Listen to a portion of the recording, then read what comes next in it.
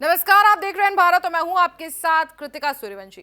बिहार की सियासत में आरजेडी के सरकार से बाहर जाने और जेडीयू और बीजेपी के मिलकर एनडीए की सरकार बनाने के बाद भले ही सब कुछ शांत लग रहा हो, लेकिन अंदर ही अंदर सियासत गरमाई हुई है। कयासों का बाजार गर्म है।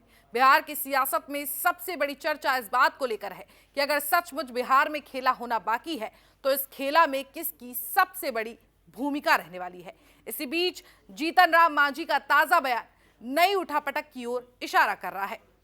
बिहार में एक बार फिर प्रेशर पॉलिटिक्स शुरू हो गई है और इस बार ये प्रेशर बना रहे हैं पूर्व सीएम जीतन राम मांझी, जिन्होंने मांग की है कि हिंदुस्तानी आवाम मोर्चा को मंत्रिमंडल में कम से कम एक मंत्री पद और मिलना चाहिए। उन्होंने ये भी कहा कि मुझे महागठबंधन की तरफ से सीएम पद का ऑफर मिला था, लेकिन मैंने उसे ठुकरा दिया।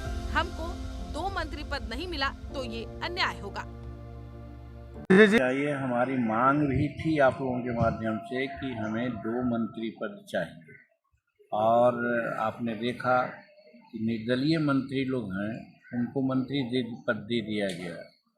ठीक है, एक भारतीय जनता जेडीयू में मिल गए हैं, उनको मिला या मिलेगा, लेकिन निर्दलीय विधायक हैं, उनको मिला और मनचाहा विभाग भी मिलने की बात चल रही है।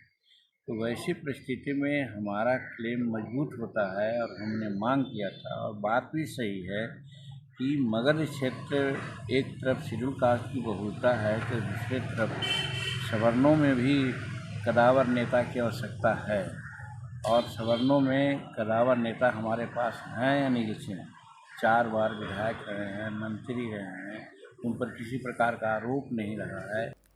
नीतीश कुमार और उप मुख्यमंत्रियों के साथ ही जीतन राम मांझी के बेटे संतोष कुमार सुमन को भी मंत्री बनाया गया है, लेकिन मांझी अब एक और पद चाहते हैं। माना जा रहा है कि जीतन राम मांझी लोकसभा सीटों के बंटवारे में भी 2 का दावा कर सकते हैं। अब तक चर्चा है कि ज्यादा से ज्यादा 1 सीट ही उन्हें दी जा सकती है।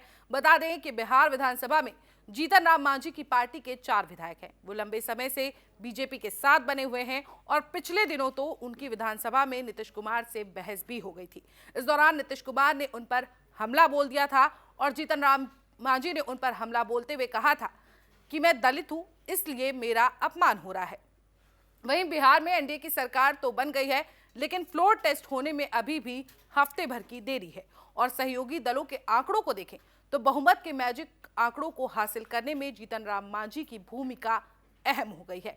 माना जा रहा है कि जीतन राम मांझी को अगर सीएम का ऑफर एक बार फिर गठबंधन की तरफ से दिया जाता है तो मांझी का दाव सरकार के लिए भारी पड़ सकता है। जीतन राम मांझी के कदम पर गठबंधन और एनडीए दोनों की नजर है। फिलहाल मांझी कह तो रहे हैं कि हम एनडीए के साथ ही रहेंगे, लेकिन मांझी बिहार की सियासत में हमेशा चौंकाने के लिए जाने जाते हैं। हमारे साथ इस रिपोर्ट में इतना ही। देश और दुनिया की तमाम बड़ी खबरों के लिए देखते रहिए एन भारत।